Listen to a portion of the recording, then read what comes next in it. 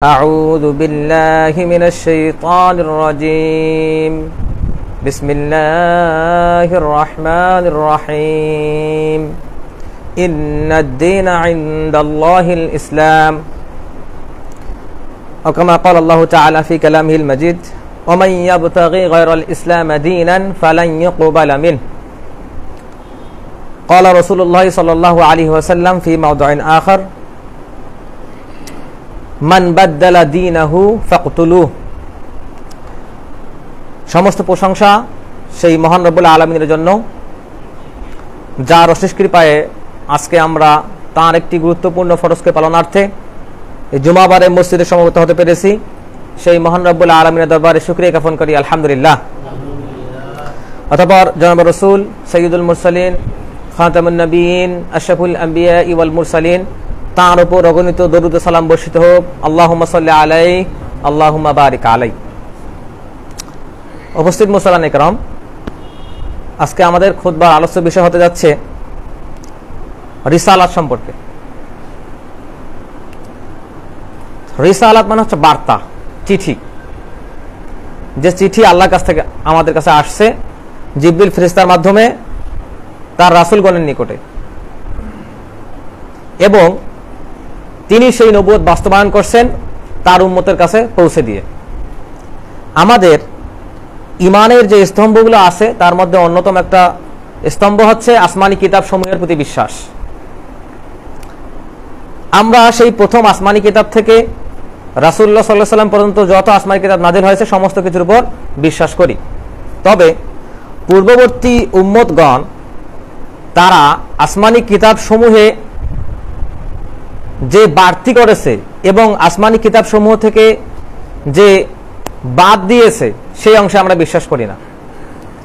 তো এখন কথা হচ্ছে যে রিসালাতে বিশ্বাস আমাদের ইমানের একটা অংশ। কেউ যদি রিসালাতের উপর সন্দেহ পোষণ করে থাকে, কেউ যদি পবিত্র কোরআনের একটা অক্ষরকে অস্বীকার করে থাকে, কিংবা কেউ যদি রিসালাতের পবিত্র কোরআনের উপর বিষোদ্গার করে কিংবা সন্দেহ পোষণও করে, তাহলে সে কাফের হয়ে যাবে। আল্লাহ সুবহানাহু ওয়া তাআলা তার পবিত্র কোরআনের মধ্যে বলছেন, যালিকাল কিতাব লা রাইবা ফি, এটা এমন একটা কিতাব যাতে কোনো সন্দেহও নাই। তাহলে যদি কেউ সন্দেহ পোষণ করে তাহলে সে কাফের হয়ে যাবে। রিসেন্ট আমাদের দেশের একটা ঘটনা বলি আপনাদেরকে। গত 23শে আগস্ট বাংলাদেশে একজন ইমাম মাহাদি ইন্তেকাল করছেন। বাংলাদেশ থেকে সে নিজেকে দাবি করে সে ইমাম মাহাদি, চিন্তা করেন। সে ইন্তেকাল করার পরে 26 তারিখ পর্যন্ত, 23 থেকে 26 তারিখ, এই 3টা দিন বিভিন্নভাবে প্রশাসনকে জানানো হয়েছে যে তিনি বিতর্কিত ব্যক্তি ছিলেন, এবং তার কবরকে মাজার বানিয়ে যে পূজা উপাসনা করা হচ্ছে এটা আসলে মুসলিমদের দৃষ্টিতে, শরিয়ার দৃষ্টিতে পুরোটাই কুফর। এজন্য প্রশাসনকে এই বিষয়ে হস্তক্ষেপ করতে বলা হয়েছিল। তার নাম হচ্ছে নুরা পাগলা, এর বাড়ি হচ্ছে গোয়ালন্দে। তো তার সম্পর্কে বলি, তিনি 80-র দশক থেকে 1980 সাল থেকে তিনি নিজেকে ইমাম মাহাদি বলে দাবি করেন, এবং তিনি যে দরবার শরীফ নির্মাণ করছেন তার নাম হচ্ছে গোয়ালন্দ পাক দরবার শরীফ।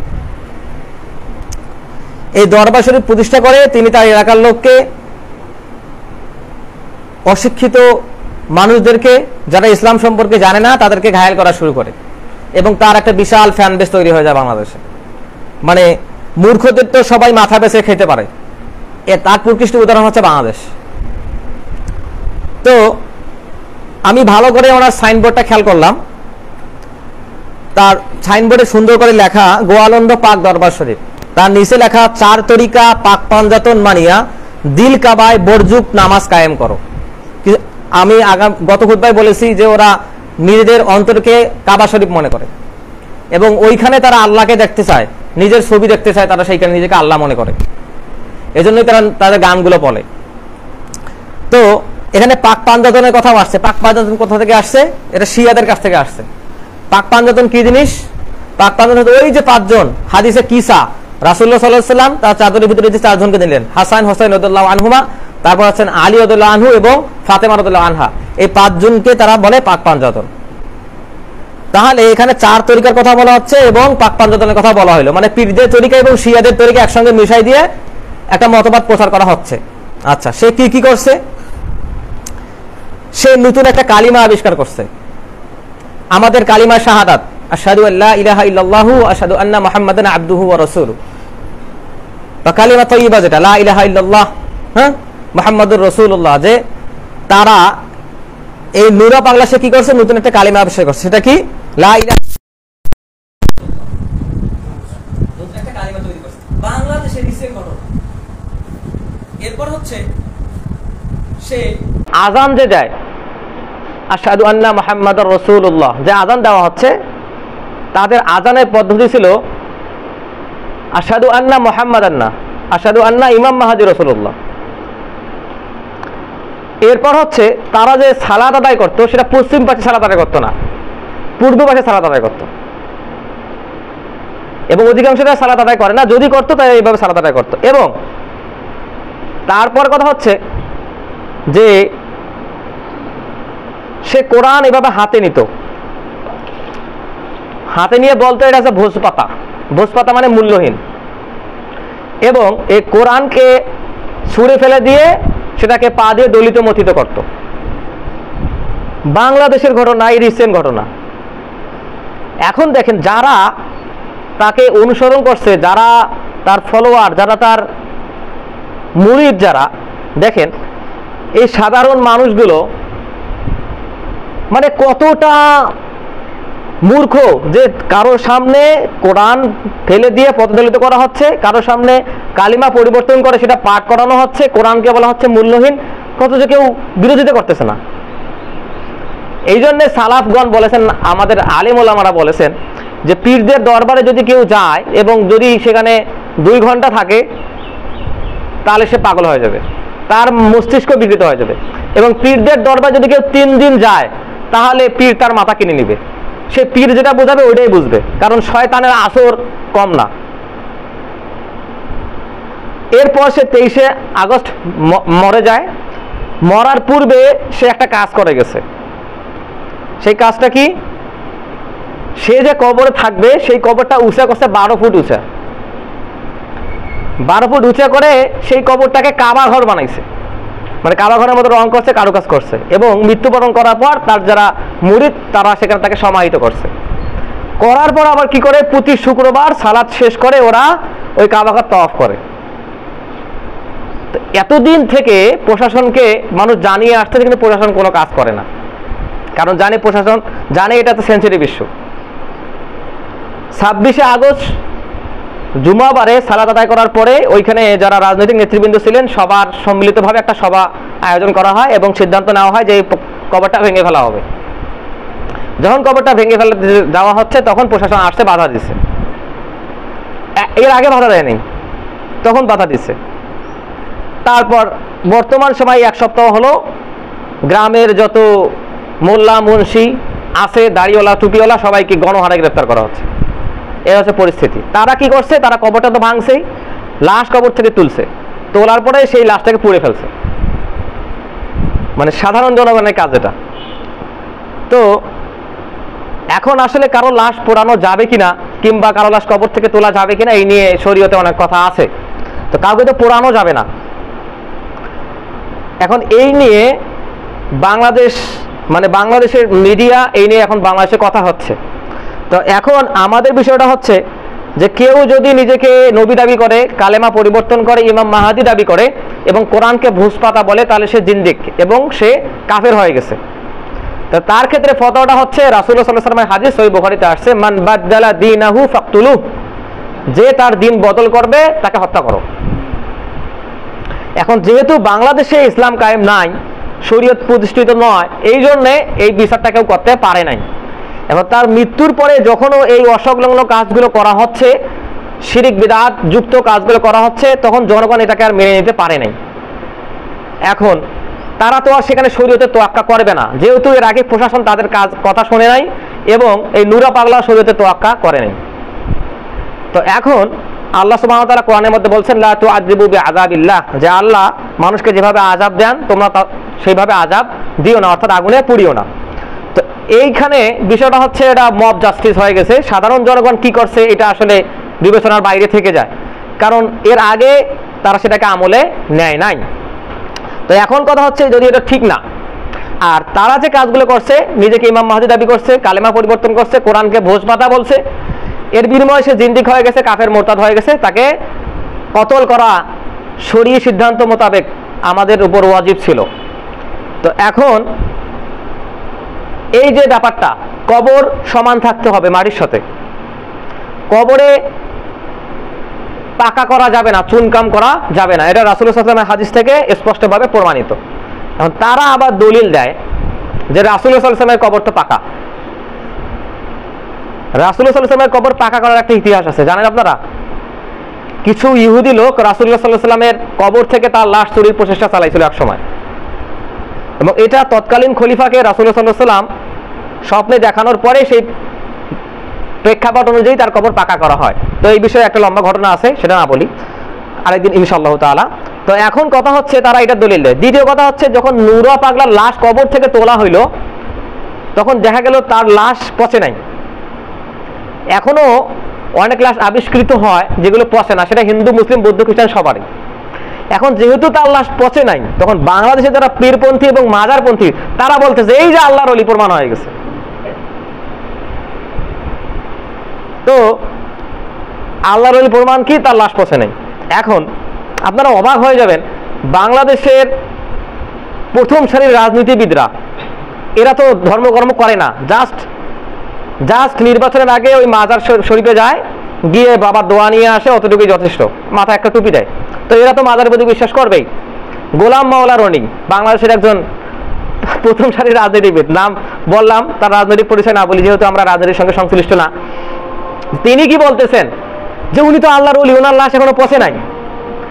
এখন নূরা পাগলা যদি সবাইকে বলে যে আমি কবরে ফেরত আসছি, হ্যাঁ আমি এখন সবার প্রতিশোধ নেব, তাহলে এই লোকগুলো আর ঘুমাইতে পারবে না যারা তার লাশে আঘাত করছে, এরকম করে। মানে তার বিশ্বাসটা হচ্ছে এরকম। তো এটা যদি হয় প্রথম সারির রাজনৈতিকের বিশ্বাস, তাহলে সাধারণ জনগণ কিরূপ বিশ্বাস করবে চিন্তা করেন। যে ব্যক্তিটা কালিমা পরিবর্তন করছে, কোরআনকে ভোজপাতা বলছে, আযান পরিবর্তন করছে, সালাতের কায়দাও পাল্টে দিচ্ছে। তো এরপরে আমি একটু ইন্টারনেট সার্চ করে দেখলাম যে বর্তমান সময় পর্যন্ত আমি প্রায় 10 জন মানুষের নাম পাইছি যারা স্বীকৃতভাবে নিজেকে ইমাম মাহদী এবং রাসূল দাবি করছে। সেটা রাসূলুল্লাহ সাল্লাল্লাহু আলাইহি ওয়াসাল্লামের সময় 4 জন ছিল যারা নিজেকে রাসূল দাবি করছে, তারপর আবু বকরের সময় 1 জন দাবি করছে, তারপর উমাইয়া খলিফাতের সময় 3 জন দাবি করছে, তারপর আমাদের ভারত মহাদেশের গোলাম আহমদ কাদিয়ানী, সে নিজেকে নবী দাবি করছিল। এবার আমরা বাংলাদেশে পাইলাম নূরা পাগলা। আসলে মাজারগুলোতে অহরহ এটা হয়, কিন্তু এগুলা মিডিয়ায় প্রকাশিত হয় না, আমরা জানি না। নূরা পাগলার ঘটনাটা অতিরিক্ত হয়ে গেছিল, এই জন্য এটা প্রকাশ হয়েছে তার লাশ পোড়ানোর পরে। তার আগেও সে কোরআন যে পায়ে দিয়ে মারিয়ে যাচ্ছে, কালিমা পরিবর্তন করছে, সালাত উদ্দটিকে হয়ে পড়ে, এটা দেখেন তখন পর্যন্ত পাবলিশ হয়নি। শুধু এখানেই শেষ না, তার একটা ছেলে আছে, এই ছেলের আবার কাণ্ড দেখেন। তার নাম নূর মেহেদী নোভা। সে ঢাকায় থাকে আর কি করে, সে সুন্দরী যুবতী যারা থাকে তাদেরকে টার্গেট করে তার বাবার মুরিদ বানানোর পরে তাদেরকে খ্রিস্ট ধর্ম দীক্ষা দেয়, তাদেরকে খ্রিস্টান বানায়। এবং এই কাজে পেপারে আসছে 24 জন মানুষ জড়িত আছে যারা এই সুন্দরী মেয়েদেরকে টার্গেট করে নূরা পাগলার মুরিদ বানানোর পরে তাদেরকে খ্রিস্টান বানায়। তারা কিভাবে টার্গেট করে দেখেন। আসলে ইসলাম সম্পর্কে না জানলে আলেম হওয়ার কোনো বিকল্প নাই, কোরআন সুন্নাহ চর্চা করার কোনো বিকল্প নাই। তারা কি করে, তারা আল্লাহর নামে কাজ শুরু করে যে আমরা আল্লাহর বান্দা। আল্লাহর বান্দার অর্থ কি? যে খ্রিস্টানও তো আল্লাহর বান্দা, ইহুদিও আল্লাহর বান্দা, বৌদ্ধ আল্লাহর বান্দা, হিন্দু আল্লাহর বান্দা, মুসলমানও আল্লাহর বান্দা। এই জন্য তারা পরিচয় আমরা আল্লাহর বান্দা, এটা পরিচয় দেয়। দেওয়ার পর কি করে, তারা বলে যে আমরা যীশু খ্রিস্ট আমাদের নবী, মানে ঈসা আলাইহিস সালাম আমাদের নবী। দেখেন কিভাবে ডাইভার্ট করতেছে। আমরা তো বিশ্বাস করি ঈসা আলাইহিস সালাম আমাদেরও নবী, কিন্তু যারা বোঝে না আসলে যে মুহাম্মদ সাল্লাল্লাহু আলাইহি ওয়াসাল্লাম নবী, আমাদের শেষ নবী, তারপরে কোনো নবী আসতে পারবে না। এবং তার আগে যারা যেসব নবুয়ত আসছে সেসব রহিত হয়ে গেছে। যারা জানে না তারা কি করবে, তারা ঈসা আলাইহিস সালামকে নবী মানা শুরু করে। এরপর কি করে, তারা যে মোনাজাত করে ওইখানে তারা আমিন বলে। ইহুদি ধর্মে, খ্রিস্টান ধর্মে কিন্তু আমিন আছে, এবং শেষ করে ঈসা আলাইহিস সালামের নাম দিয়ে। এবং এই কাজটা আমি গত সপ্তাহে একটা বই পড়েছিলাম, সেই বইয়ে খ্রিস্টানদের মানে মিশনারিদের মুসলমানদেরকে খ্রিস্টান ধর্মে দীক্ষিত করার জন্য যে কাজগুলো করে ঠিক ওইভাবে ওই পন্থাই সে এখানে প্রয়োগ করছে। তার মানে বোঝা যাচ্ছে এই নুরা পাগলাদের ফান্ডিং করতেছে এই খ্রিস্টানেরা, এবং মাজারগুলো এইভাবে টিকে আছে, এবং এজন্য এদের কোরআন হাদিসের দরকার হয় না। এখন কথা হচ্ছে আল্লাহ সুবহানাহু ওয়া তাআলা তার পবিত্র কোরআনের মধ্যে বলছেন, ইন্না নাহনু নাযালনা যিকর ওয়া ইন্না লাহু লাহাফিজুন, যে আল্লাহ সুবহানাহু ওয়া তাআলা এই কোরআন অবতীর্ণ করছেন, তিনি সংরক্ষণ করবেন। তিনি কিভাবে সংরক্ষণ করবেন দেখেন, হাদিসের মধ্যে আসছে আল ইসনাদু মিনাদ দ্বীন, সনদ হচ্ছে দিন, মানে সনদের মাধ্যমে এই সিলসিলার মাধ্যমে আল্লাহ সুবহানাহু ওয়া তাআলা এই দিনকে রক্ষা করবেন। কাজটা করবে কে? কাজটা করবে মানুষেরা, যাদের দিন চর্চার দায়িত্ব, তারা এই কাজটা আঞ্জাম দিবে। তো এই যে কাউকে নবী দাবি করা, কালেমা পরিবর্তন করা, তারপর সালাতের কিবলা পরিবর্তন করা, এই যে কাজগুলো, এই কাজগুলো ঘটে যাওয়ার পরেও দেখেন স্থানীয় জনগণরা সেটাকে মেনে নেয় নাই, যদিও মূর্খ জনগণরা তার মুরিদ হয়েছে। তাহলে দিন আল্লাহ কিভাবে সংরক্ষণ করতেছেন এই বিষয়ে আমরা সামান্য কিছু আলোচনা করব ইনশাআল্লাহ তাআলা। ওয়া মা তাওফীকি ইল্লা বিল্লাহ। আল্লাহ সুবহানাহু ওয়া তাআলা তার পবিত্র কোরআনের মধ্যে বলছেন, ফাসআলু আহলা যিকরি ইন কুনতুম লা তা'লামুন বিল বাইয়িনাতি ওয়াজ জুবুর, যে তোমরা যদি না জানো তাহলে আহলুয যিকর যারা জ্ঞানী তাদেরকে জিজ্ঞেস করো, এবং তাদের কাছ থেকে কিভাবে নিতে হবে? বিল বাইয়িনাতি ওয়াজ জুবুর, স্পষ্ট দলিল এবং প্রমাণ সহ নিতে হবে। যেহেতু দিনকে সংরক্ষণ করা আমি মুসলিম থাকা আমার দায়িত্ব, আর কাউ তো ঠেকা পড়ে নাই, আল্লাহ তো ঠেকা পড়ে নাই, আমাকে চেষ্টা করতে হবে দিনের উপর প্রতিষ্ঠিত থাকার জন্য। আল্লাহ রাসূল সাল্লাল্লাহু আলাইহি সাল্লাম বলছেন, একজন বেদুইন আসলো এক সময়, এসে বলল, হে আল্লাহ রাসূল আমাকে কিছু উপদেশ দিন। তখন রাসূলুল্লাহ সাল্লাল্লাহু আলাইহি ওয়াসাল্লাম বললেন, আমানতু বিল্লাহ সুম্মা ইসতাকিম, আল্লাহর উপর ঈমান আনো এবং তার উপর প্রতিষ্ঠিত থাকো। বেদুইনের উপর যে নির্দেশনা, একজন বেদুইন তো ইসলাম সম্পর্কে তেমন কিছু জানে না, তাকে জাস্ট বললেন যে ঈমান আনো এবং তার উপর প্রতিষ্ঠিত থাকো।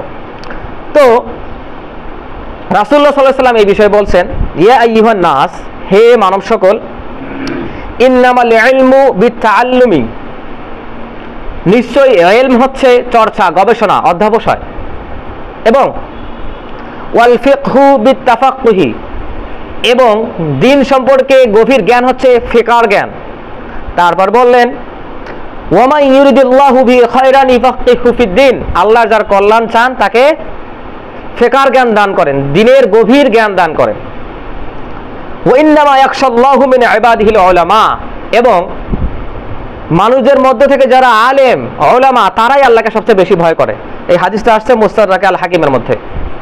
তো এখানে তিনি একদল মানুষকে টার্গেট করে বললেন যে তারাই, আল্লাহ তাদের ভালো চান যারা দিনের গভীর জ্ঞান অর্জন করে।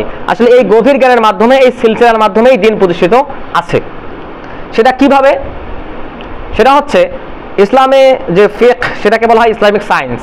এটা হচ্ছে গবেষণা যার মাধ্যমে দিনকে, দিনের যে মূল, যে কোর, যে ভিত্তি, সেটাকে রাখা হয়, এস্টাবলিশ করা হয়, সেটার উপর প্রতিষ্ঠিত রাখা হয় সুন্নতের সিদ্ধান্তগুলোকে, শরীয়তের সিদ্ধান্তগুলোকে।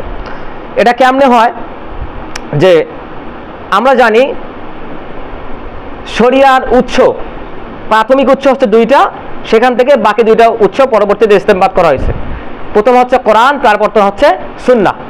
এরপর হচ্ছে এগুলো থেকেই ক্রাইটেরিয়া করে এখান থেকে ইজমা এবং কিয়াস নিয়ে আসা হয়েছে।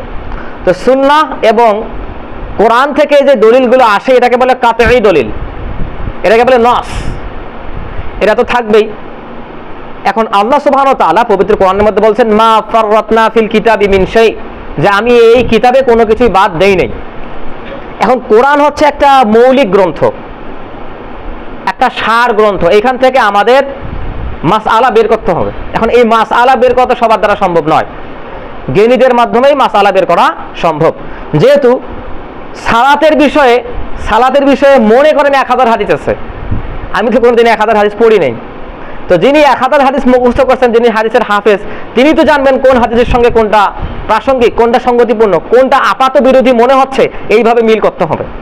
তিনি হাদিসের হাফেজ তো এটা জানবেন। তো এই হচ্ছে কোরআন এবং সুন্নাহ। এর পরবর্তীতে মতানৈক্যের উপর ভিত্তি করে যে ঐক্যমত প্রতিষ্ঠিত হয়, ইত্তেফাক মানে ঐক্যমত, সেটা হচ্ছে ইজমা। যেমন সালাত কয় ওয়াক্ত? 5 ওয়াক্ত। জোহরের সালাত 4 রাকাত, ফজরের সালাত 2 রাকাত। এই বিষয়গুলো সেই সময় থেকে ইজমায় প্রতিষ্ঠিত। এগুলো হচ্ছে রাসূলুল্লাহ সাল্লাল্লাহু আলাইহি ওয়াসাল্লামের সাহাবীগণের ইজমা। এখন ইজমা মানে হচ্ছে ঐক্যমত। ইজমা কারা করবে? ইজমা তারাই করবে যারা মুস্তাহিদ। মুস্তাহিদ মানে যিনি দিনের গভীর জ্ঞান রাখেন, শুধু হাদিস না, তিনি কোরআনের জ্ঞান রাখবেন, কোন কোন বিষয়ে ইজমা হয়েছে তার জ্ঞান রাখবেন, তিনি কোরআনের তাফসির করতে পারবেন, কোরআনের প্রতিটা শব্দ কোন কোন লুগা থেকে আসছে, কোন সিগার মধ্যে পড়ে, তার মৌলিক অর্থ কি, তার পারিভাষিক অর্থ কি, তার শাব্দিক অর্থ কি, এই সব জ্ঞান যার থাকবে তিনি হচ্ছেন মুস্তাহিদ। তো ইজমা কারা করবেন? মুস্তাহিদরা করবেন। কোন সময়কার মুস্তাহিদ? একই সময়ে যারা জীবিত থাকবেন সবাই। তাহলে কখন ইজমা প্রতিষ্ঠিত হবে? যখন সকল মুস্তাহিদগণ কোনো একটা বিষয়ে একমত হবে। যদি একজন বিরোধিতা করে আর ইজমা হইল না। আসলে বর্তমান সময়ে ইজতিহাদ করে কোনো জিনিস প্রতিষ্ঠিত করার সম্ভাবনা অনেক কম। কেন? যেগুলো আসলে ইজমা হওয়া দরকার সেগুলো রাসূল সাল্লাল্লাহু আলাইহি ওয়াসাল্লামের সাহাবীগণের যুগে, তাবিঈদের যুগে হয়ে গেছে। আর আমাদের সময় আসলে মুস্তাহিদরা খুব কম, কারণ আমরা কোরআন হাদিস চর্চা থেকে দূরে সরে গেছি। তো গত শতাব্দীর 3 জন মুস্তাহিদ, এটা আমাদের আসলে শুকরিয়া ব্যাপার। আল্লাহ সুবহানাহু ওয়া তাআলা আমাদেরকে গত শতাব্দীতে 3 জন মুস্তাহিদ দিয়েছেন। যেমন হাদিসের মুস্তাহিদ হচ্ছেন নাসিরউদ্দিন আলবানী রাহিমাহুল্লাহ, এরপর হচ্ছেন ফিকহের মুস্তাহিদ যাকে বলা হয় তিনি হচ্ছেন মুহাম্মদ বিন সালেহ আল উসাইমিন রাহিমাহুল্লাহ, এরপর ফিকহের মুস্তাহিদ হচ্ছেন মুহাম্মদ বিন আব্দুল্লাহ ইবনে বাজ রাহিমাহুল্লাহ। এনারা হচ্ছেন 3 জন 3 ক্ষেত্রের মুস্তাহিদ। তো আমি যে কথাগুলো এখন ফিকহের যে কথাগুলো বলবো এগুলো মুহাম্মদ বিন সালেহ আল উসাইমিন রাহিমাহুল্লাহ তার যে রিসালা সেইখান থেকে আমি কথাগুলো কালেক্ট করছি, কিছু কথা সংগ্রহ করছি। ইমাম ইবনে তাইমিয়া রাহিমাহুল্লাহ তিনি সেই শতকের মুস্তাহিদ ছিলেন, এবং কিছু কথা আমি সালি আল মুনাজ্জিদ রাহিমাহুল্লাহ ওনার কাছ থেকে, হাফিজাহুল্লাহ ওনার কাছ থেকে সংগ্রহ করছে, এই 3 জনের কাছ থেকে। তো তার মানে ইজতিহাদ হচ্ছে ওই সময়ের সমস্ত আলেম যদি কোনো বিষয়ে একমত হয়, মানে সবার মত পার্থক্য আছে কিন্তু দেখা গেল নসের উপর ভিত্তি করে বিষয়টাতে একমত হওয়া যায়, তখন সেই বিষয়ে ইজমা প্রতিষ্ঠিত হবে। আল ইজমাউ মিনাদ দলিল, ইজমা হচ্ছে দলিলের অন্তর্ভুক্ত। যেমন 1998 সালে কুয়েতে একটা ইসলামিক কনফারেন্স ছিল, তার ওইখানে ইজমার বিষয়টা ছিল যে মানুষ আঙ্গুলের ছাপ দিতে পারবে কিনা, তার মাধ্যমে সাক্ষ্য দেওয়া যাইতে পারে কিনা, কিংবা আমাদের আইডেন্টিফিকেশন তার মাধ্যমে নির্ধারণ করা যাইতে পারে কিনা। 1998 সালে কুয়েতে একটা ইসলামিক কনফারেন্স ছিল। তো ওইখান থেকে ফতোয়া আসলো যে জাহিলি যুগে কিংবা রাসূলুল্লাহ সাল্লাল্লাহু আলাইহি ওয়াসাল্লামের সময় মানুষেরা পায়ের ছাপ গবেষণা করে বের করতে পারতো এটা কার পায়ের ছাপ। এবং আসলে কুরাইশরা এত জ্ঞানী ছিল, তারা তো নিজের 14 গোষ্ঠীর পরিচয় জানতো, তাদের ঘোড়ারও 14 গোষ্ঠীর পরিচয় মুখস্থ করে রাখতো। তারা যদি একবার বাইতুল মুকাদ্দাস দেখতো কোথায় কয়টা জানলা দরজা সব মুখস্থ হতো। এবং তারা যদি উটের যে নাদ, ঘোড়ার যে লাদ আছে এটা দেখেও তারা বের করতে পারতো এটা এই বংশের ঘোড়া। চিন্তা করেন, তারা মানুষের পায়ের ছাপ দেখে কি করতে পারতো, মানুষের পরিচয় নির্ধারণ করতে পারতো। তো ওইখান থেকে সবাই সম্মত হইলেন যে ফিঙ্গারপ্রিন্টের মাধ্যমে যদি কারো আইডেন্টিফিকেশন যদি তালাশ করা যায় তাহলে এটার মাধ্যমে করা যেতে পারে। এটা সর্বশেষ ইজমা। আর বাকি সব ইজমা আমাদের জন্য প্রয়োজনীয়, যেগুলো মানে আধুনিক যুগের আধুনিক ইজমা, আর যেগুলো ইজমা হওয়ার কথা সেগুলো হয়ে গেছে। এরপর হচ্ছে আমরা এখন যাকাতের দিকে যাব। রাসূলুল্লাহ সাল্লাল্লাহু আলাইহি ওয়াসাল্লাম যেসব বিষয় দিয়ে, যেসব দ্রব্য সামগ্রী দিয়ে যাকাত আদায় করছেন তার মধ্যে চাল নাই। চাল যেহেতু নাই, আমরা বাংলাদেশিরা কি দিয়ে যাকাত আদায় করব?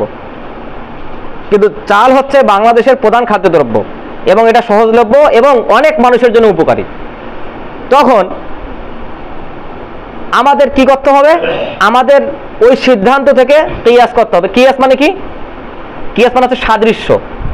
কেমন সাদৃশ্য? কোরআন এবং সুন্নাহর সঙ্গে সাদৃশ্য। মানে কিরকম সাদৃশ্য? ওইখানে রাসূলুল্লাহ সাল্লাল্লাহু আলাইহি ওয়াসাল্লাম গমের কথা বলছেন, তো গমের যে বৈশিষ্ট্যগুলো আছে ওগুলো আলাদা ফাইন্ড আউট করা হবে। কেমনে? গম প্রধান খাদ্যদ্রব্য, একটা শস্য, সহজলভ্য, অনেকের জন্য উপকারী, 4টা বৈশিষ্ট্য। যখন দেখা গেল এই 4টা বৈশিষ্ট্যের ভিতরে চাল পড়তেছে, তখন গম থেকে চালকে কিয়াস করে সেটার উপর যাকাত দেওয়া হচ্ছে। তার মানে কিয়াস কিন্তু মানুষের বানানো না, কিয়াস কোরআন সুন্নাহর সঙ্গে সাদৃশ্যপূর্ণ বিষয়টাকে ওখান থেকে নেওয়া হচ্ছে। তাহলে ইজমা কোনটা? যেটাতে সমস্ত ওলামায়ে কেরাম একমত, সেটা হচ্ছে ইজমা। এখন যদি কেউ বলে ইজমা কিয়াস মানা যাবে না, এটা কোরআন সুন্নাহর বাইরে, কথাটা কিন্তু ঠিক না। ইজমা কিয়াস কোরআন সুন্নাহ থেকেই নেওয়া হয়, কারণ সাদৃশ্য ছাড়া বৈসাদৃশ্য কোনো জিনিস কিয়াসকে হিসেবে নেওয়া যাবে না। যেমন ইজমা তারা কি বলে, আমরা বলি ইজমাতে কোনো মতানৈক্য হবে না, তারা কি বলে দেখেন, যারা ইজমাকে ভুলভাবে প্রয়োগ করে, যেমন 20 রাকাত তারাবি ইজমা হয়ে গেছে। আচ্ছা দেখেন, তাদের দাবি এটা। এখন ইমাম আবু হানিফা রাহিমাহুল্লাহ বললেন 20 রাকাত, ইমাম মালিক বললেন 24 রাকাত, তারপরে ইমাম শাফি বললেন 43 রাকাত, তারপর ইমাম আহমদ বিন হাম্বল বললেন 42 রাকাত।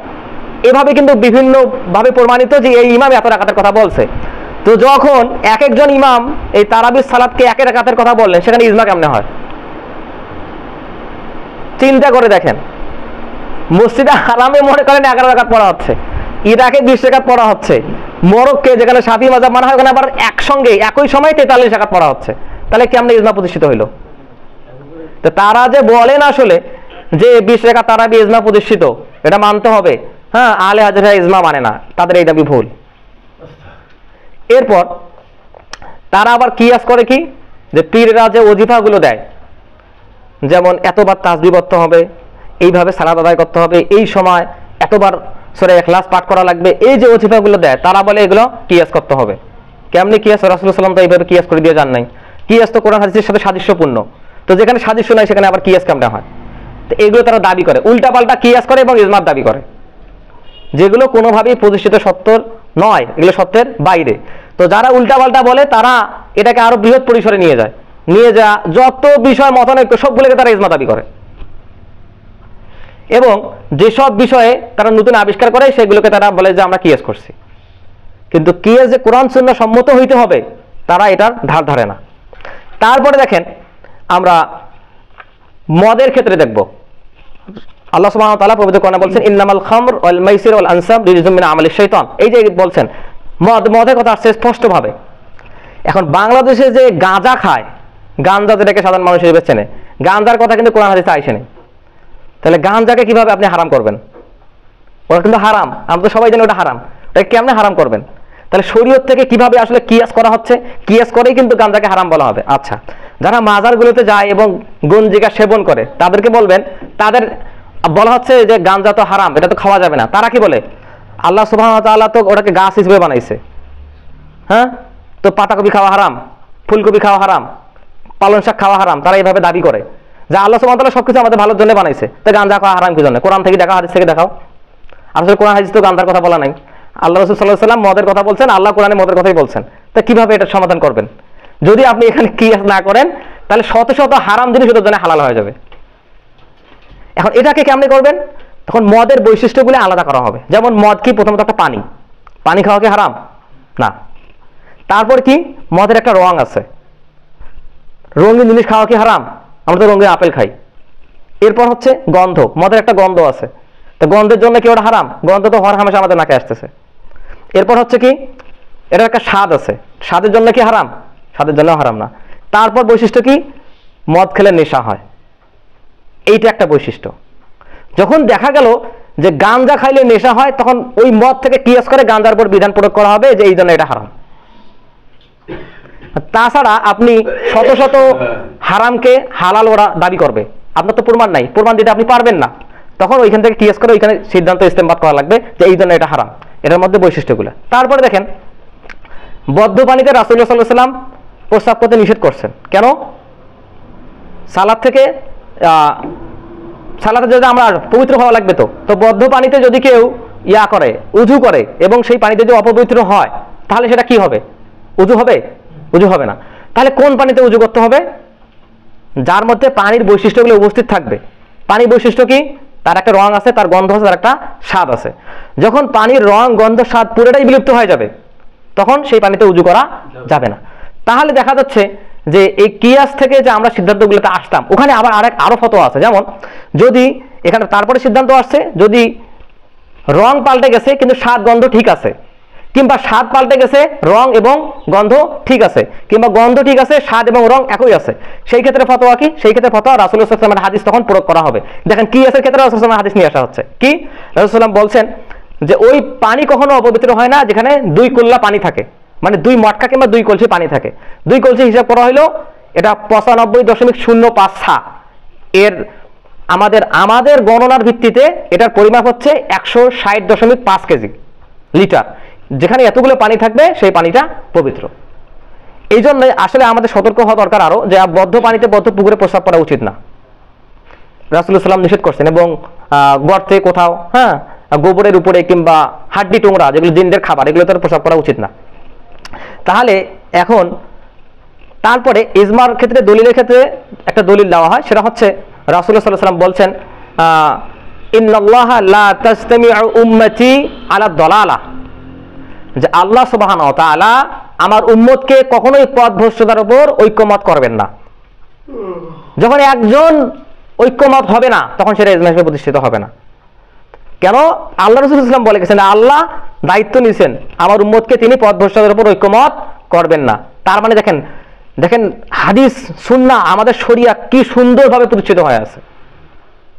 এখন দ্বিতীয় টপিকে আমরা যাব, সেটা হচ্ছে যে আকীদাগত বিষয়গুলোতে কি মতানৈক্য থাকতে পারে? আকীদাগত বিষয়গুলোতে মতানৈক্য থাকতে পারে না। আকীদাগত সিদ্ধান্ত, আকীদাগত ফয়সালাগুলো সব হুকুম থেকে নিতে হবে, কোরআন এবং হাদিস থেকে নিতে হবে। আকীদাগত বিষয়ে যে মতপার্থক্য করবে সে ইসলাম থেকে বের হয়ে যাবে। তাহলে মতপার্থক্য আমরা কোথায় করলাম? আমরা সবাই এর আগে তাওহীদের যে মূলনীতি আলোচনা করছিলাম সেখানে আমরা শুনে আসছি যে আমাদের ইসলামের যে রুকুনগুলো আছে আমল, যেমন সালাত, সওম, হজ, যাকাত, এগুলো আমল কিনা, বা সাক্ষ্য দেওয়া, এগুলো হচ্ছে আমল। তাহলে এটা কিসের উপর প্রতিষ্ঠিত? ঈমানের উপর প্রতিষ্ঠিত। ঈমান, আল্লাহ সুবহানাহু ওয়া তাআলার উপর ঈমান আনা, আসমানি কিতাবের প্রতি ঈমান আনা, রাসূলুল্লাহ সাল্লাল্লাহু আলাইহি ওয়াসাল্লামের প্রতি ঈমান আনা, ফেরেশতাগণের প্রতি ঈমান আনা, তাকদীরের প্রতি ঈমান আনা, কিয়ামত দিবসের প্রতি, এই যে ঈমান আনার প্রতি এই কাজগুলো নির্ভরশীল। যার ঈমান ঠিক নাই তার এই আমলগুলো গ্রহণযোগ্য হবে না। এখন তার মানে দেখা যাচ্ছে আমলগুলোর ক্ষেত্রেও যেটা আমরা কোরআন এবং হাদিস থেকে পাইছি স্পষ্টভাবে, সেটা দেখা যাচ্ছে যে এটা নস। তারপর যেটা পাওয়া যাচ্ছে না, তারপর যেটা পাওয়া যাচ্ছে না আমরা কিয়াস করে এই ফয়সালাটা এখানে ইস্তেমবাদ করতেছি। এরপর যে মত পার্থক্যের ক্ষেত্রে সবাই একমত হচ্ছে সেটা ইজমা হিসেবে প্রতিষ্ঠিত হচ্ছে। তার মানে আমরা বুঝলাম যে কোরআন এবং সুন্নাহ ছাড়াও আমাদের আরো কিছু শরীয়তের উৎস আছে। এবং আধুনিক মাসআলাগুলোতে যেমন ব্যাংকিং, তারপর হচ্ছে ফাইন্যান্স, তারপর হচ্ছে ক্রিপ্টোকারেন্সি, তারপর হচ্ছে টেকনোলজি, এগুলোর ক্ষেত্রে যদি আপনি ফতোয়া মাসআলা তালাশ করতে যান, কোরআন সুন্নাহর কোথাও এগুলো স্পষ্টভাবে উল্লেখ নাই। কারণ আপনি যদি এগুলোর ক্ষেত্রে ফতোয়া তালাশ করতে যান, অবশ্যই আপনাকে কোরআন এবং সুন্নাহ থেকে কিয়াস করে ফতোয়া দিতে হবে। এগুলো থেকে আমি যে বিষয়গুলো উল্লেখ করলাম, এখানে কোরআন এবং সুন্নাহ থেকে মাত্র 10% নস পাওয়া যায়, বাকি 90% আপনাকে কিয়াস করে ইজমা করে নিতে হবে, নাহলে এই বিষয়গুলো প্রতিষ্ঠিত হবে না। এইভাবেই আল্লাহ সুবহানাহু ওয়া তাআলা শরিয়াকে প্রতিষ্ঠিত করছেন। এখন কথা হচ্ছে যে মতানৈক্যতা কোথা থেকে আসতেছে? আমলের ক্ষেত্রে আসতেছে। তো আমলের কোন কোন ক্ষেত্রে আসতেছে আমি কিছুক্ষণ আগে বললাম, যেমন মদ কোন কোন উপাদানের কারণে হারাম, যেটাকে মদের উপর কিয়াস করে গাঁজাকে হারাম করা হইলো। আবার দেখা গেল যে কোন পানিতে উজু করা যাবে না, এই পানিতে উজু করা যাবে না, কেন? এই ফতোয়ার ভিত্তিতে। কোথা থেকে আসছে? রাসূলুল্লাহ সাল্লাল্লাহু আলাইহি ওয়াসাল্লামের ওই হাদিস থেকে আসছে। এইভাবে আমাদের ফতোয়াগুলা তালাশ করতে হবে, এইভাবে নিতে হবে। তাহলে আমরা দেখলাম যে আমলগত ক্ষেত্রে মত পার্থক্য আছে। এখন এইখানে বিষয়টা হচ্ছে যে আমি যে নসের ইয়াগুলা বললাম, মানে ফিকহের যে মূলনীতির কথাগুলো বললাম, এই ক্ষেত্রে সবখানেই মত পার্থক্য আছে। যেমন ইমাম আবু হানিফা এক কথা বলছেন, ইমাম শাফি এক কথা বলছেন, ইমাম মালিক এক কথা বলছেন, ইমাম আহমদ ইবনে হাম্বল এক কথা বলছেন। এনারা সবাই একটা সিদ্ধান্তের ক্ষেত্রে ভিন্ন মত পোষণ করছেন। কিসের ক্ষেত্রে? আকীদার ক্ষেত্রে নাকি আমলের ক্ষেত্রে? আমলের ক্ষেত্রে। এখন কোন আমলের ক্ষেত্রে? হালাল হারামের ক্ষেত্রে না। কেন? আল্লাহ সুবহানাহু ওয়া তাআলা কোরআনে বলছেন, লা তুহাররিমু মা আহাল্লাল্লাহু লাক, হে নবী আপনি সেটাকে হারাম করতে পারেন না যেটা আমি আপনার উপর হালাল করছি। রাসূলুল্লাহ সাল্লাল্লাহু আলাইহি ওয়াসাল্লাম তার হাদিসের ভিতরে বলছেন, আল হারামু বাইয়িনুন ওয়াল হারামু বাইয়িনুন, হালাল এবং হারাম স্পষ্ট। তার মানে যেটা আল্লাহ সুবহানাহু ওয়া তাআলা হালাল করছেন সেটাকে আমরা হারাম করতে পারবো না, আর যেটা আল্লাহ সুবহানাহু ওয়া তাআলা হারাম করছেন সেটাকে আমরা হালাল করতে পারবো না। যদি করি তাহলে শরীয়ত আমাদের উপর আমরা কায়েম করে ফেললাম, আমরা শরীয়তের উপরে উঠে গেলাম। যেভাবে এই পীরপন্থীরা শরীয়তের উপরে যায়, তারা নিজস্ব কি করে কালিমা নিয়ে আসছে, সালাতের পদ্ধতি নিয়ে আসছে, কোরআনকে ভোজপাতা বলতেছে। এখন যখন তার লাশ পুড়িয়ে দেওয়া হচ্ছে তখন সেখানে আবার ফিডব্যাক আসতেছে। তো এগুলো আমাদের এইভাবে বুঝতে হবে। তার মানে কোরআন এবং সুন্নাহ থেকে ইজমা করে কিংবা কিয়াস করে যারা এই ক্ষেত্রে সবচেয়ে বেশি পারদর্শী ছিলেন তাদের মধ্যে একজন হচ্ছেন ইমাম আবু হানিফা রাহিমাহুল্লাহ। রাসূলুল্লাহ সাল্লাল্লাহু আলাইহি ওয়াসাল্লামের একটা বিখ্যাত হাদিস আছে, সেই হাদিসটা হচ্ছে যে ইন্নাল্লাহা ইয়াবআসু লিহাযিহিল উম্মাহ আলা রাসি কুল্লি মিআতি সানাতিন মান ইউজাদ্দিদু লাহা দীনাহা। এটা আদাবুল মুফরাদে আসছে এবং মুস্তাদরাক আল হাকিমে আসছে এই হাদিসটা। সেটা হচ্ছে আল্লাহ সুবহানাহু ওয়া তাআলা প্রতি শতকে তার দ্বীনের হেফাজতের মধ্যে, তার দ্বীনের সংস্কারের জন্য একজন করে মুজাদ্দিদ পাঠাবেন, এর মাধ্যমে তিনি দ্বীনকে সংরক্ষণ করবেন। তার আরেকটা হাদিস হচ্ছে, আমি কিছুক্ষণ আগে যেটা বললাম যে ওয়াইদা ইজতাহাদা ফাকতু আফালাহু আজরুন, যখন ইজতিহাদের ক্ষেত্রে, গবেষণার ক্ষেত্রে, দ্বীনকে প্রতিষ্ঠিত করার ক্ষেত্রে শরিয়ার বিধানগুলোকে দলিল ভিত্তিক করার জন্য, মতপার্থক্য কমানোর জন্য যারা ইজতিহাদ করবে, তারা যদি ওয়াইদা ইজতাহাদা এবং ইজতিহাদ করে ফাকতাহা এবং ভুলও করে, তারপরে তাকে এক নেকি দেওয়া হবে। তাহলে দুই দেখি, যদি সঠিকভাবে এসে প্রয়োগ করতে পারে তাহলে 2 নেকি পাইলো, আর যদি ভুলও করে তাহলে সেখানে 1 নেকি পাইলো। কারণ সে যদি ভুল করে, অন্য একজন মুস্তাহিদ তো আছেন যেটাকে সঠিক প্রমাণ করছেন, কিন্তু তিনি যে চেষ্টা করছেন, চেষ্টা আল্লাহর কাছে ফেলনা না।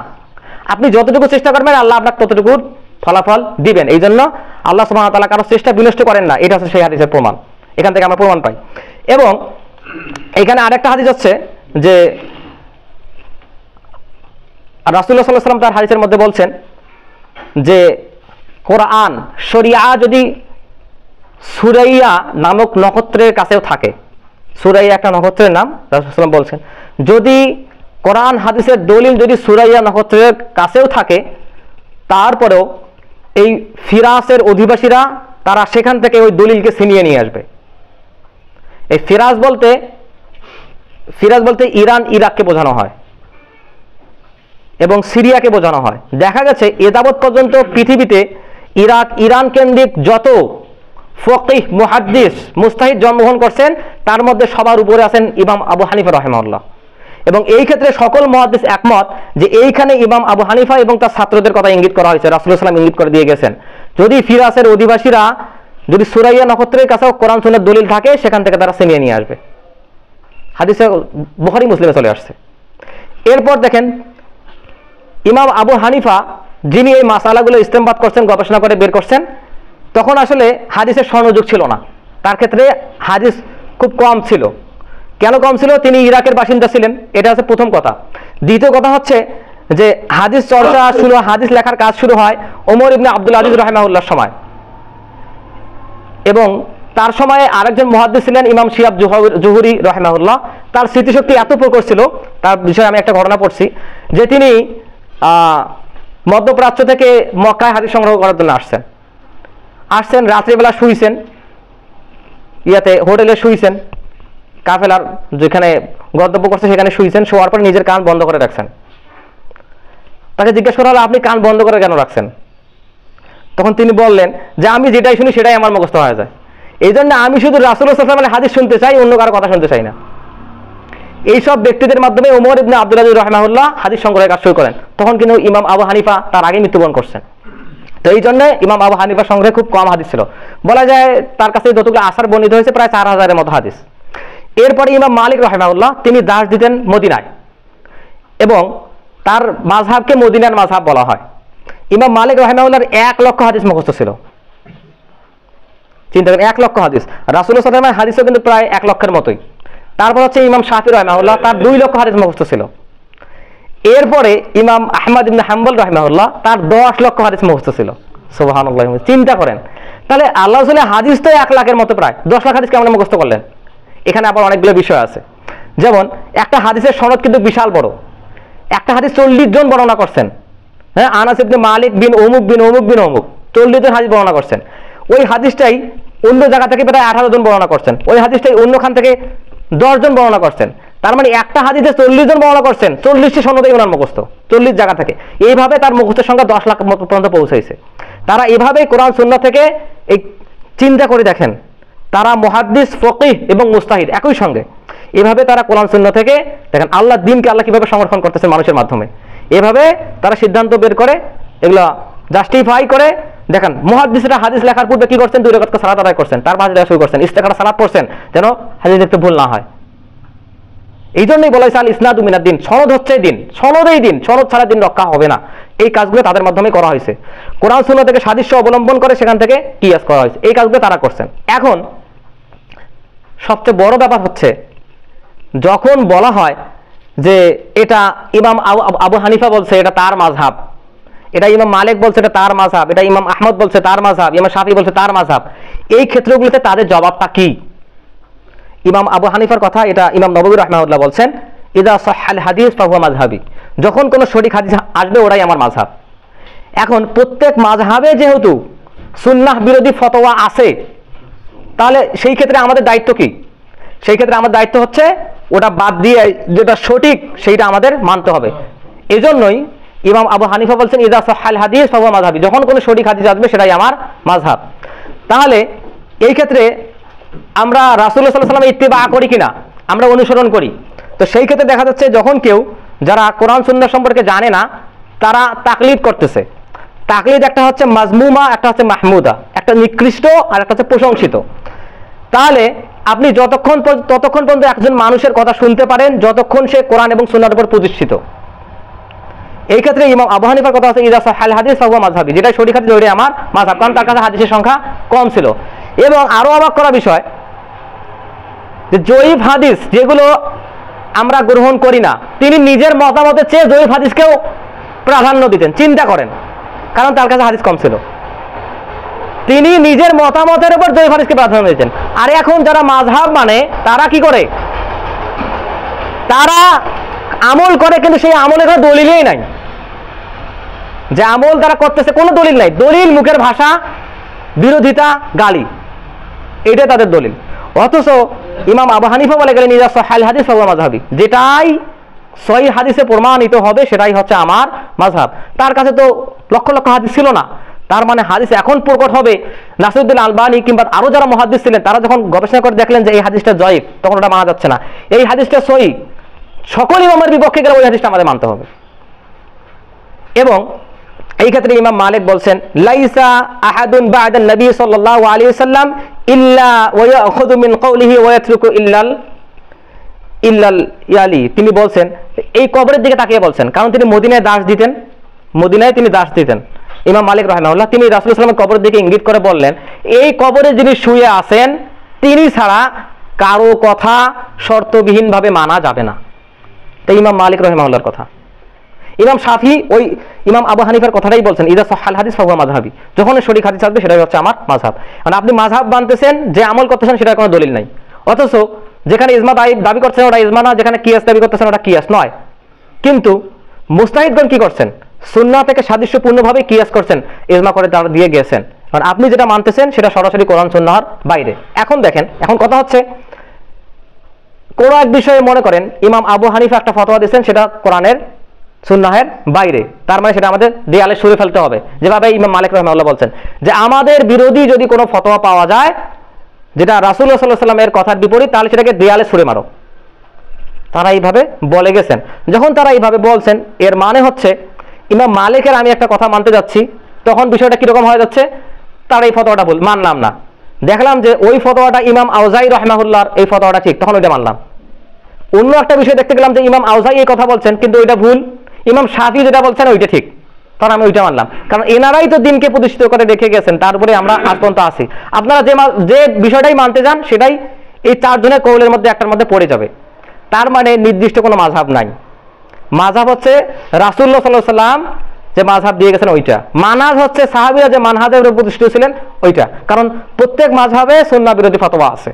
তো যখন আপনি সুন্নাহ বিরোধী ফতোয়াটাকে স্কিপ করতে যাবেন, তখন একজন মানুষ তার প্রতিদিনের সিদ্ধান্তে বারবার মাযহাব পরিবর্তন করবে। তারা আবার বলে যে চার মাযহাব মানা, তার ইয়ে হয়ে গেছে, ঐক্যমত হয়ে গেছে। তো চার মাযহাব মানা যদি ঐক্যমত হয়, তাহলে ইমাম আবু হানিফা তো বলে গেলেন যে সাহহাল হাদিস ফাহুয়া মাযহাবি। তারা শুধু ওইখানেই না, চার মাযহাব মানা তো ফরজ, তারা বলে ঐক্যমত দাবি করে, ইজমা দাবি করে যারা, তাহলে সবাই বললেন যে আমার কথা দেয়ালে ছুঁড়ে মারো, তার মানে ওখানে ইজমা হয় নাই। দ্বিতীয় কথা হচ্ছে ইদা সাহহাল হাদিস ফাহুয়া মাযহাবি যখন বলা হচ্ছে, তার মানে আহলে হাদিসরা খালি সহিহ হাদিস করে না, ওরা বলে এই এদের খালি সহিহ হাদিস, এদের সহিহ বুখারী আর মুসলিম ছাড়া কোনো হাদিস নেই। তাহলে ইমাম আবু হানিফা তো বলেন ইদা সাহহাল হাদিস, তিনি সহিহ হাদিস বলে গেছেন। সহিহ হাদিস আসলে সেটা মানতে হবে। ইমাম শাফি বলছেন ইজা সহাল হাদিস, যখন সহিহ হাদিস হবে তখন আমারটা মানতে হবে। তারাই সহিহ হাদিসের কথা বলে গেছে। এরপর তারা বিরোধীদের স্বরূপ কি বলে? আহলে হাদিস বলে না, আহলে খবিস বলে। যারা হাদিস মানে তাদেরকে বলে আহলে খবিস। কেন? তার মতের বিপরীতে। তাদেরকে আবার কি বলে? আমি সালাফি মাদ্রাসায় লেখাপড়া করছি, তো ওখানে মাঝে মাঝে শুনতাম, আমি খুতবা দিতে যেতাম এখানে ওখানে, তারা বলতো আহলে হাদিস বলতো না, বলতো আউলে হাদিস। না, কোরআন সুন্নাহর বিরোধিতা কত পাশ থেকে করা যায়। তা এগুলো কি গালি নাকি দলিল? এগুলো হচ্ছে তাদের গালি, এগুলো কোনো দলিল নয়। এখন 4 মাযহাব মানা ফরজ বুঝলাম, মানে 4টাই মানা লাগবে, তাহলে তো ঠিকই আছে। 4 মাযহাব মানবেন মানে যখন যেটা খুশি, যেখানে ভুল ফতোয়া সেখানে স্কিপ করে রাসূলুল্লাহ সাল্লাল্লাহু আলাইহি ওয়াসাল্লামের হাদিস মানবেন। এবং তারা আবার কি বলে? আবু হানিফার মাযহাব মানলে ওইটাই মানা লাগবে, শাফি মাযহাবে যাওয়া যাবে না, তাহলে দিন থেকে বের হয়ে যাবে যে মাযহাব মানে নাই কাফের। তাদের এটা বাড়াবাড়ি। তারপর আমরা আবার কি বলি? আমরা একটু বাড়াবাড়ি করি, তারা বলি যারা মাযহাব মানে ওরা কাফের। অথচ মাযহাবগুলো তৈরি হয়েছে দিনকে সংরক্ষণ করার জন্য, কিন্তু তারা সেটার ভুল ব্যবহার করে।